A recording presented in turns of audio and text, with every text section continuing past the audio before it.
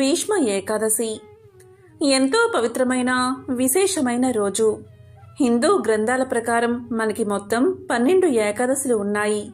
మాఘమాసంలోని శుక్లపక్షంలో జరుపుకునే ఏకాదశిని జయ ఏకాదశి, భీష్మ ఏకాదశి అని పిలుస్తారు. మహావిష్ణువుకి ఏకాదశి అంటే చాలా ఇష్టం.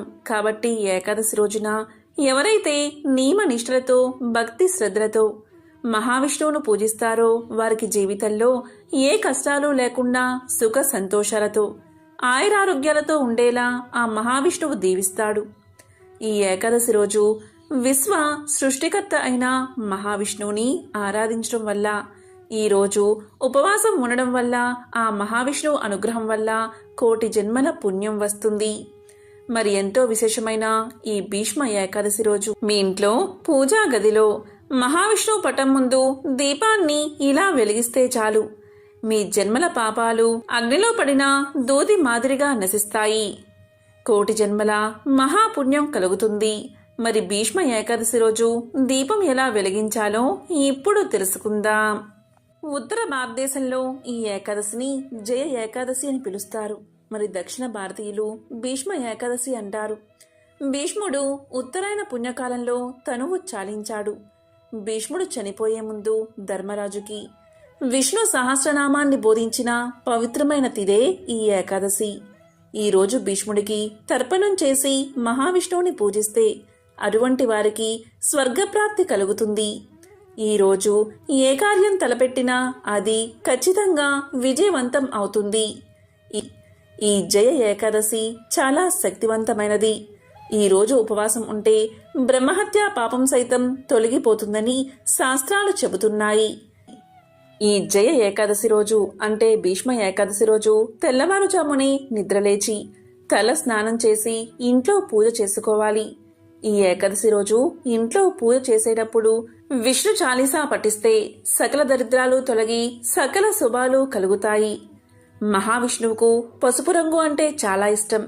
కాబట్టి ఈరోజు పూజ చేసే సమయంలో పసుపు రంగు పువ్వులను స్వామికి సమర్పించండి. ఇలా చేస్తే మీరు కోరిన కోరికలు తప్పక నెరవేరతాయి.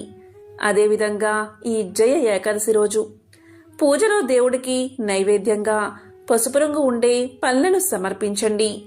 అదేవిధంగా ఈరోజు పూజ చేసే సమయంలో పూజ చేసేవారు పసుపు రంగు బట్టలు కట్టుకోండి. ఈ ఏకాదశి రోజున మీ ఇంటి దగ్గరలో ఉండే ఏదైనా దేవాలయానికి వెళ్ళండి. అక్కడ రావి చెట్టు ఉంటే ఆ రావి చెట్టు కింద బియ్యపిండి ప్రమిదతో దీపం వెలిగించి రావి చెట్టు చుట్టూ 3 ప్రదక్షిణలు చేయండి. ఇలా ప్రదక్షిణలు చేసేటప్పుడు మీ మనసులో ఉన్న కోరికను మహావిష్ణువుకు చెప్పుకుని ప్రదక్షిణలు చేయండి. ఇలా చేస్తే మీ కోరిక తప్పక నెరవేరుతుంది. రావి చెట్టు సాక్షాత్తు మహావిష్ణువు స్వరూపం. కాబట్టి ఈ జయ ఏకాదశి రోజున మహావిష్ణువును పూజిస్తే కోటి జన్మల పుణ్యం వస్తుంది. రావి చెట్టును తాకకుండా చెట్టు చుట్టూ ప్రదక్షిణ చెయ్యండి. ఎందుకంటే రావి చెట్టును కేవలం శనివారం రోజు మాత్రమే తాకాలి. ఇంతటి శక్తివంతమైన రోజున మహాశివుణ్ణి పూజిస్తే కూడా చాలా మంచిది. ఈ రోజున అంటే ఈ ఏకాదశి రోజున ఉపవాసం ఉండేవారు మహావిష్ణువుతో పాటు మహాశివుడి నామాన్ని జపిస్తూ ఉంటే మీరు చేసే ఉపవాసానికి రెట్టింపు ఫలితం వస్తుంది. ఈ జయ ఏకాదశి రోజున ఇంట్లో ఖచ్చితంగా పూజ చేసుకోవాలి. ఏ ఇంట్లో అయితే ఈ రోజున దీపం పెట్టి పూజ చేస్తారో వారి పాపాలన్నీ అగ్నిలో పడిన దూది మాదిరిగా నశిస్తాయట. ఈ జయ ఏకాదశి రోజున ఉదయం పూజ చేసి సాయంత్రం ఇంటి ముందు అంటే గుమ్మం ముందు 2 దీపాలు వెలిగించండి. ఈ 2 దీపాలలో ఒక దీపం విష్ణు దేవుడికి, మరొక దీపం మహాలక్ష్మికి అంకితం చేయబడుతుంది. ఇలా ఏకాదశి రోజున సాయంత్రం సమయంలో ఎవరైతే ఇంటి ముందు దీపాలు వెలిగిస్తారో వారి ఇంట్లోకి లక్ష్మీదేవి అడుగు పెడుతుంది. ఇక ఏకాదశి రోజున ఇంట్లో ఉన్న తులసి మొక్క దగ్గర కూడా నెయ్యి దీపాన్ని వెలిగించండి. తులసిమాతకి నెయ్యి దీపం వెలిగించి పసుపు, కుంకుమ, అక్షింతలు పెట్టి నమస్కారం చేసుకుని తులసి మొక్క చుట్టూ 5 ప్రదక్షిణలు చేయండి. సంపదలకు దేవత అయిన లక్ష్మీదేవి తులసిమాతలో నివాసం ఉంటుంది. కాబట్టి తులసి మొక్క ముందు దీపాన్ని వెలిగిస్తే లక్ష్మీ అనుగ్రహం కలిగి సిరి సంపదలు ప్రాప్తిస్తాయి. మీ ఇంట్లో తులసి మొక్క లేకపోతే ఈ రోజున అంటే జయ ఏకాదశి రోజున ఈ ఇంటికి తులసి మొక్క తెచ్చుకుంటే చాలా మంచిది. ఈ రోజున ఈ ఇంటికి తులసి మొక్కను తెచ్చుకోవడం వల్ల స్వయంగా లక్ష్మీదేవిని మీ ఇంటికి ఆహ్వానించినట్లే. అలాగే ఈ రోజున శ్రీయంత్రాన్ని ఈ ఇంటికి తెచ్చుకుని పూజా గదిలో ఉంచితే కూడా చాలా మంచిది. ఈరోజు భగవంతుని ముందు ఆవు నెయ్యితో దీపాన్ని వెలిగించండి. అలాగే ఓం నమో నారాయణాయ, ఓం నమో నారాయణాయ అనే మంత్రాన్ని 108 సార్లు జపించండి. ఇలా చేస్తే ఆ లక్ష్మీనారాయణల అనుగ్రహం మీకు సంపూర్ణంగా దక్కుతుంది. భీష్మ ఏకాదశి అని పిలువబడే ఈ రోజున భీష్మాచార్యుణ్ణి తలుచుకుంటే మన పితృదేవతలకు స్వర్గలోక ప్రాప్తి కలుగుతుందని హిందువుల నమ్మకం. ఈ పర్వదినాన తర్పణాలు వదిలితే సంతాన ప్రాప్తి కలుగుతుందని, సంతానం ఉన్నవారి పిల్లలకు సద్బుద్ధులు కలుగుతాయని విశ్వాసం. ఇక భీష్మ ఏకాదశి రోజున ఈ పనులు అస్సలు చేయకూడదు. అవి ఏంటి అంటే ఈ రోజు మాంసాహారం జోలికి వెళ్ళకూడదు. అలాగే వెల్లుల్లి, ఉల్లిపాయ వంటి ఆహార పదార్థాలకి దూరంగా ఉండాలి. ఈ రోజు అన్నం తినకుండా ఉపవాస దీక్ష చేపట్టాలి.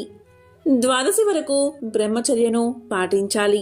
ఏకాదశి వ్రతాన్ని పాటించేవారు ఏకాదశి ముందు రోజు అంటే దశమి రోజు సాయంత్రం అల్పాహారం తీసుకోవాలి.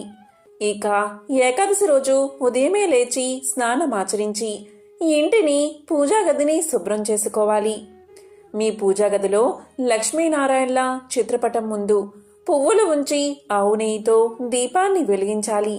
ఈరోజు దీపాన్ని వెలిగించే ముందు దీపపు కుందుల కింద లేదా ప్రమిదల కింద రావి ఆకులు ఉంచి దీపాన్ని వెలిగించండి.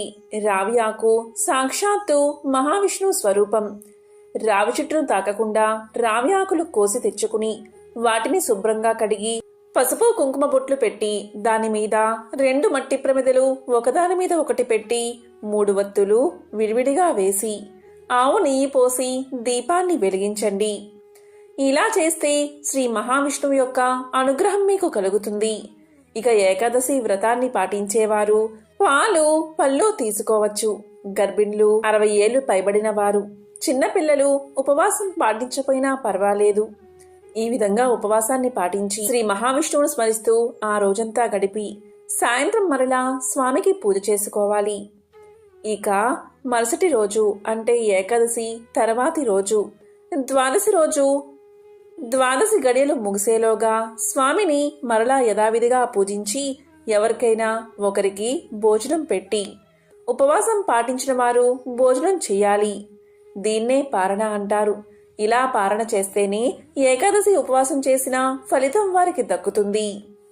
కాబట్టి ఎంతో విశేషమైన ఈ భీష్మ ఏకాదశి, జయ ఏకాదశి రోజు ఈ విధంగా రావి ఆకులపై దీపాన్ని వెలిగించి శ్రీ మహావిష్ణువు యొక్క సంపూర్ణ అనుగ్రహాన్ని పొందండి.